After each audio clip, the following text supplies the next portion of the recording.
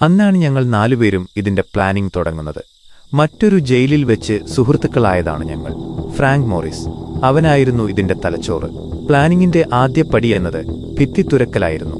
അതിനായി ഞങ്ങൾ ആദ്യം തിരഞ്ഞെടുത്ത വഴി ജയിൽ മെസ്സിൽ നിന്നും സ്റ്റീൽ സ്പൂണുകൾ മോഷ്ടിക്കുക എന്നതായിരുന്നു. അങ്ങനെ ഞങ്ങൾ സ്പൂണുകൾ ഉപയോഗിച്ച് ഭിത്തി തുരക്കുവാൻ ആരംഭിച്ചു. ദിവസങ്ങൾ കഴിഞ്ഞു, ആഴ്ചകൾ കഴിഞ്ഞു. എന്നാൽ അതിന്റെ ഫലമെന്നത് വളരെ കുറവായിരുന്നു.